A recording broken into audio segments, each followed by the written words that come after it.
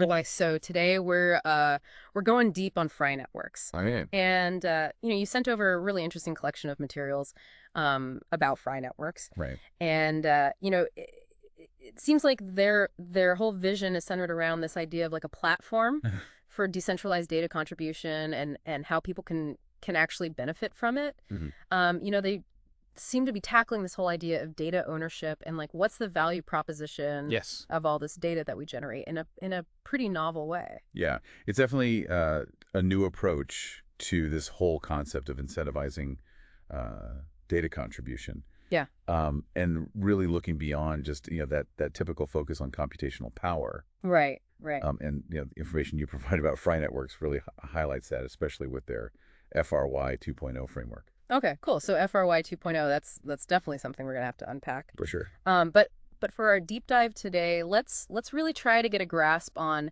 the nuts and bolts of how Fry Networks actually works. Who are the players involved? What motivates them to participate? Yeah. And really dive into this whole FRY 2.0 model to see if it really is, the engine All right. driving this whole decentralized ecosystem. Yeah. Because we both know that, like, talking about tokenomics and these things, it can get complex pretty quickly. Oh, absolutely. And we want to try to make this, accessible and understandable, Right. and hopefully lead to some of those, aha moments like Yes, we're yeah. always after. Yeah. Let's break it down. Okay, awesome. So I guess a good place to start would be looking at some of the foundational elements here. Okay. And Fry Networks, talks a lot about miners. Miners. Now, when you hear the term miner, Hmm. you might automatically think about, cryptocurrency mining with specialized computers. Right, those big server farms. Yeah, exactly. Yeah. But in the context of Fry Networks, it's actually a much broader concept. Oh, And it encompasses a lot more. So it's not just about, processing power. It's No, about not at all. something else. It's really about contributing different types of data, Okay. real world data. Got it. Got it. So these miners are basically individuals Yes. who are using, specific devices to contribute data. Exactly. Yeah. And it's a really diverse range of contributions. Yeah, from what I was looking at, it seems like a really interesting set of categories It is. that they've set up. Yeah, they've got a very deliberate structure for how they categorize these different data streams. Right. Um, for example, they have what they call the air quality miner. Okay. And So these participants would use devices like ambient weather stations, okay. EcoWit sensors, purple air sensors. Wow. So like readily available consumer devices. Exactly. And that's the beauty of it. Okay. It's leveraging readily available technology to allow everyday individuals to contribute to this decentralized network for monitoring air quality. Wow. So you're essentially talking about creating like a real-time map of air pollution. Potentially, yes. That's independent of, any government agency or corporation. That's the idea. And I think that's where the real power lies. Yeah. Imagine the insights we could gain by having this truly independent view of air pollution across urban areas or, other areas of interest. Right. And that could really empower people Absolutely. to make more informed decisions. Right. It could inform, personal health choices or even, to potentially hold polluters accountable in a way that traditional centralized monitoring systems just haven't been able to. That's a really good point. So, someone listening to this right now who already has, let's say, a weather station in their backyard, they Right. could theoretically just integrate that and start, participating and earning from that. Potentially, yes. Okay. And it's not just limited to air quality. Oh, okay. They also have what are called energy miners. Okay. And these individuals would use devices like Shelly smart plugs or EcoWit gateways Okay. to track and contribute energy consumption data. Okay. So data about how we're using energy. Interesting. And then it gets even more interesting. Oh, okay. They have Right. radiation miners. Radiation miners. What is that? Yeah, so these individuals would be using GQ Geiger counters. GQ Geiger counters? Are you serious? I know it sounds a bit like something out of a spy film, Yeah, it does. but these are actually being used to monitor radiation levels, Wow. contributing to safety and research initiatives. So they're really covering a broad spectrum. Oh yeah, they're casting a wide net in terms of the types of data they want to collect. Okay. And they even have water quality miners using IOPOOL eco sensors. Water quality. Yeah, so monitoring the condition of water sources. Wow. It's amazing that, these sensors exist and are so readily available. Right? It's really remarkable how technology is enabling this kind of granular data collection. It is, and it's really smart that they're emphasizing this bring your own device, the BYOD Oh, aspect, absolutely. That's a key part of their strategy. because it really lowers the barrier to entry. It does. If you already own, a compatible PC, a laptop, a Yeah. camera, Yeah. a weather station, Right. an air quality monitor, Right. you might already be in a position to participate. Yeah, that's great because you don't have to go out and buy all this expensive. Exactly. You're You're leveraging existing technology and infrastructure Right. instead of requiring everyone to go out and buy, specialized hardware, Right. which Right. can be, quite expensive. Yeah, absolutely. So it increases the potential scale of the network Right. and also makes it much more accessible. And for anyone listening who, might not be totally familiar with this, Sure. when we talk about, decentralized data contribution, Right. what are we really talking about here? Well, we're essentially talking about a system that's not controlled by a single entity. Okay. It's distributed across many different participants, Okay. which makes it much more resilient and transparent. Okay, so it's not like, Google or Facebook Right. controlling all the data. It's spread out amongst all these different miners. Yeah, it's more democratized in the way. Interesting. Okay, so we've got these miners contributing data. Right. But what about the underlying structure Yeah. that supports all of this? So that's where the nodes come in. The nodes. Yeah. Okay, the sources mentioned nodes. Yes, they do. What role do they play? Well, think of the nodes as the essential infrastructure Okay. that underpins the entire network. Okay. They perform a variety of critical functions beyond just, collecting the data. Okay, so it's not just about gathering the data, it's about... Right. It's about processing, storing, validating, Okay, distributing all of that. got it. So there are different types of nodes, Yes, there are. each with a specific purpose. Exactly. Each designed for a particular task. Okay, can you walk me through the different kinds? Sure. So first you have the storage decentralization node. Okay, storage decentralization node. And as the name suggests, its primary function is to store the data that's being collected in a decentralized manner. Okay, so this is where all the data that those air quality sensors, Right. the radiation sensors are gathering, this is where it ends up. Exactly. And setting one of these up involves downloading their software Okay. and using what's called a miner key. A miner key. Okay. Yeah, it's essentially a unique identifier that links your specific mining device Okay. or your node set up to your account on the Fry Networks platform. So it's how they track. Exactly. Okay, Allows the system to track your contributions and allocate rewards correctly. that makes sense. And then you have the storage validator node.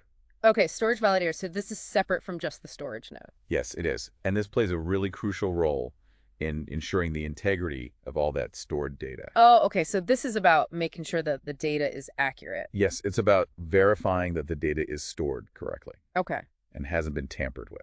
got it. So it's like a built-in quality control mechanism.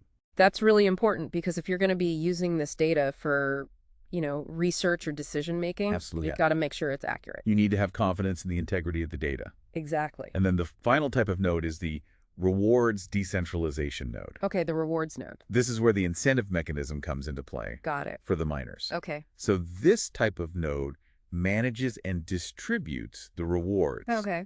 to the individuals who are contributing their data to the network. So this is how people actually get paid. Yes, this is how they're compensated for their contribution. Okay, that makes sense. So we've got the miners providing the raw data. We've Right. got these different types of nodes Yeah, that are ensuring the data is stored properly, right. its integrity is verified, Exactly. and that everyone who's contributing is being rewarded. It's all connected. Okay, it sounds like a well thought out architecture. I think so. It's a pretty sophisticated system. It is. Now, the sources also mentioned a dashboard and registration process. Yes, that's the user interface. Okay, so that's how people actually, Interact with the network. get involved. Right. The dashboard serves as that central hub. Okay. To participate, individuals would go through a registration process on this dashboard, Okay. connect their digital wallet, Okay. enter some necessary personal information, Right. and then they can register their miners or set up nodes Okay. using those unique miner keys that we talked about. So the dashboard is kind of like their control panel. Exactly. It's Oh. where they manage everything. Okay, cool. So we've covered the, the foundation. Cool building blocks. Yeah, the miners, the nodes, the dashboard. Yeah. Let's talk about what seems to be at the heart of this whole system. The core. Yeah, FRY 2.0 tokenomics. All right. Let's dive into that. And the sources really emphasize this as being what makes this platform, sustainable Right. and fair. Yeah, and I think what's interesting here is that Fry Networks is really trying to move beyond just the purely speculative nature that's often associated with decentralized mining. Right. People just buying and selling tokens, hoping to get rich. Yeah, exactly. Pump and dump schemes and all that. Right. Um, and so their FRY 2.0 model is engineered to really tie those rewards to tangible, real-world utility and demand. Okay, so there has to be a real world use. Yes, it's not just about earning tokens Okay, without a clear connection to the value being generated. got it. And they talk about this segmented token model. Yes, the segmented token model. Can you explain how that works? Sure. So instead of just having, one single general purpose reward token Okay. for all types of contributions, All right. FRY 2.0 employs these segment-specific tokens. Okay, so different tokens. Different tokens for different types of miners. Got it. So if I'm an air quality miner, Right. I am earning a different token than someone who's running a storage node. Exactly. And this introduces a much greater level of granularity and precision Okay. to the reward system. So it's not just one big pot of rewards that everyone's fighting over. No, it's much more targeted and specific. Can you give me some specific examples? Sure. So they mention FVPN, Okay, FVPN. which is the token for bandwidth miners Okay. who are supporting their decentralized VPN network. Okay, so people who are contributing to their VPN Right.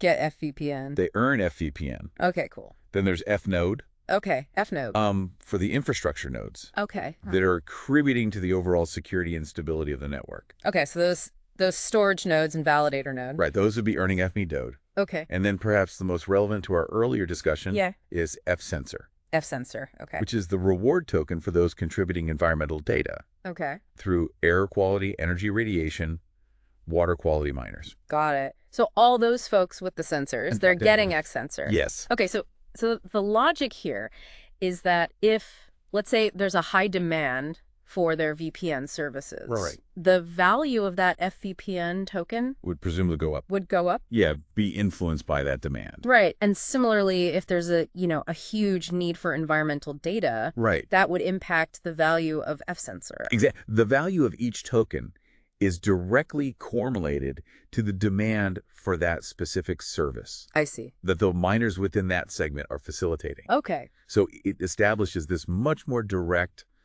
alignment Right. between the mining activities Okay. and the actual growth and utility of the network. So it's not just about speculation, it's about It's about real-world value. real world value. That's a huge aha moment for me. It's a really clever approach. Yeah, because it makes way more sense than just having, some generic token Right? that could be susceptible to all sorts of market manipulation. Exactly. And it incentivizes people to contribute to the areas where there's actual demand. Right. So the motivation isn't just, I'm going to get rich off this token. Right. It's I'm actually contributing to something. You're providing something of value And it's used to the network and to the world, That's really cool. and to further enhance the sustainability Okay. of the ecosystem and give more control to the participants. Okay. FRY 2.0 incorporates manual claiming Manual claiming of rewards. of rewards, yes. Okay. So how does that work and what are the benefits of that? So instead of rewards being automatically distributed to miners, Okay. they actually have to take an action to claim their earned tokens. Okay. So you have to go in and say, Yeah, I want my tokens. okay. And this might seem like a small change, Right? but it actually offers a few key benefits. Okay. Firstly, it helps to regulate the emission of tokens. Okay. So it prevents inflation? Exactly. It prevents potential oversupply and subsequent devaluation. Right. Because if everyone's just getting tokens automatically. Yeah, it could flood the market. And then they're worthless. Right. Okay. So manual claiming helps with that. It does. And secondly, it empowers the miners themselves Okay. by giving them direct control over when and how they access their earnings. Okay. So I can decide when I want to take profits. Precisely. You have that autonomy. Got it. And thirdly, it serves as a deterrent against potential abuse Okay. or automated exploitation of the reward system. So you can't just have bots. Exactly. Yeah. You can't just game the system. Going in and claiming everything. Right. It requires an actual human action Okay, that's smart. So it's putting more power or agency. in the hands of the users. Right. And also helping to create a more stable token economy. But win-win. It sounds like it. Now, the sources also mentioned decentralized governance. Yes. Decentralized governance. And a community-driven vote to burn a significant amount of FRY tokens. That's a key aspect of their philosophy. Can you talk about that? Sure. So they actually had a vote Okay. to burn 2 million FRY tokens. 2 million, that's a lot. It's a significant chunk, yeah, representing a 20% reduction in the total supply. Wow. And the community actually voted in favor of this. So they voted to essentially reduce the supply Yes. of the token? To make the remaining tokens more valuable. Okay. And this really highlights their commitment to decentralization. Yeah. Because it demonstrates that the network's trajectory isn't just dictated by the core team. Right. It's also shaped by its community members. So the users have a say. They have a real voice in how the network evolves. That's really cool. And as you mentioned, burning tokens like that can be a strategic way to maintain or even increase the value of the remaining tokens by reducing scarcity. It's like a stock buyback. Yeah, you could think of it that way. Okay, interesting. So it sends a signal. It does. About their commitment to the long-term health of the ecosystem. Absolutely. And to listening to their users. And to being responsive to the community's input. Okay, now the sources also mentions strategic partnerships. Yes, strategic partnership. As being a key part of their strategy for, achieving real-world impact. Right, going beyond just the internal operations of the network. Exactly. So who are they partnering with? Well, they're aligning themselves with companies that are also looking to disrupt established industries. Okay. One notable partnership that's mentioned is with Geode Finance. Geode Finance. Okay. And their focus is on liquid staking solutions. Liquid staking. Okay. So this aims to provide a more flexible alternative to traditional staking platforms. Okay. And potentially unlock greater value for users who stake their digital assets. Interesting. So it's about giving people more options. Yes. And more control over their staked assets. So their ambitions go beyond just data collection. Oh, definitely. They're venturing into other aspects of decentralized finance. That's really interesting. Yeah, they're looking at the bigger picture. Okay. And what other partnerships are they involved in? Well, another one that's highlighted is with Cheers Finance. Cheers Finance. And they're aiming to disrupt the ticketing industry. Ticketing. Yes. How are they going to do that? By offering a decentralized alternative. Oh, wow. So bringing greater transparency and fairness to an industry that often faces criticism, right? It's so opaque. It is, and often plagued by high fees. Yeah, and you can see how blockchain technology could really... It could revolutionize the ticketing industry. Yeah. Lower fees, increased control for both event organizers and ticket holders. That's a really cool use case. It's a very tangible application. Yeah, you can really see the benefit there. Exactly. So these partnerships are really about, demonstrating the practical value of their technology and the data. It's about showing that Fry Networks isn't just some abstract concept. Right.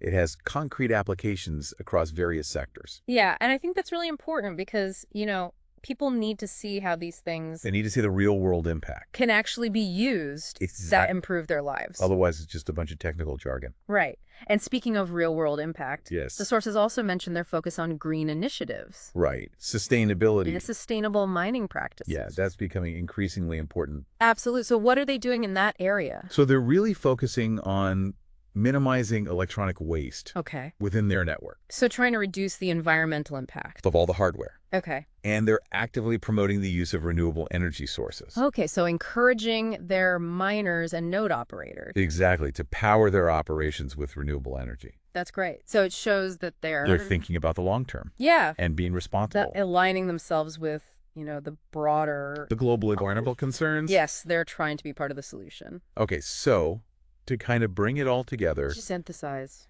This FRY 2.0 model seems to be a really comprehensive strategy. It is. It's not just about, I'm going to go mine some tokens and get rich. It's a much more holistic approach. It's about contributing to something. It's about participating in a network. And being rewarded for those specific contributions. Right. And with tokens that are actually linked to real-world demand. Real-world value. Yeah, and having control over your earnings. Right, yeah. And being able to participate in the governance. And contributing to a more sustainable future. Yeah, it's really interesting how they've woven all these different elements together. It is. It's a very well-designed system. It is. No, would you say that this FRY 2.0 tokenomics model is really a new standard for decentralized mining? I think it has the potential to be. Okay. It's certainly innovative. It is. And it really prioritizes those key aspects of community empowerment and environmental stewardship. Yeah. And it's not just about, making a quick buck. It's about building something sustainable and valuable for the long term. Well, this has been a fascinating deep dive into Fry networks. It has. They're clearly building a very sophisticated system. They are. But the core principle of incentivizing specific data contributions Right. with these tailored tokens that are linked to real-world demand, Yeah. I think that's really the key innovation here. I agree. It's a very clever mechanism. It is. And I think what's really appealing is that they're striving for this clarity Yeah. and this real-world utility. Which can be hard to find Yeah. in the world of decentralized systems. It can be. And, a lot of these projects are very complex and difficult to understand. They are. And it seems like Fry Networks is really trying to Make it accessible. make it accessible. Yeah, for everyone. And I think that's really important. It is if we want to see mass adoption of these technologies. Exactly. So it's not just for the crypto nerds. Right. It has to appeal to a wider audience. It does. And I think that's where Fry Networks is really onto something. I agree. And it really makes you think, when you consider all the different types of data It's sheer diversity. that they're collecting, from air quality to energy consumption to radiation. to radiation, and then you combine that with their focus on decentralized governance. Right. Giving power to the users. It really makes you wonder about the long-term implications The potential impact, for society. both positive and potentially challenging. Yeah, both good and bad. It's a powerful tool. It is, and it's really interesting to think about, what role individuals Right. will ultimately play. In shaping how these networks evolve. Yeah, because it's not just about, the technology itself. It's about It's about how we use it how we use it. and how we govern it. Exactly. And I think that's something that, we all need to be thinking about We do. It's a conversation that needs to happen. because these technologies are here to stay. They are, and they're only going to become more prevalent. So we need to be prepared We to do. use them responsibly and ethically. Absolutely. Well, this has been a great discussion. It has. I think we've covered a lot of ground. We've only scratched the surface. We have, but hopefully this has given our listeners Like an overview a good starting point. of Fry networks and FRY 2.0. Exactly. And maybe sparked some of those aha moments. Hopefully some food for thought. Yeah, and some things for them to think about as they Explore these technologies further. explore these technologies further. On our own. Yeah, because it's a rapidly evolving space. It is. And it's really important to stay informed and engaged. Absolutely. Knowledge is power. It will, Shu. Thanks again for joining me. It was a pleasure. And to our listeners, Until next time. we'll see you next time on The Deep Dive. Take care.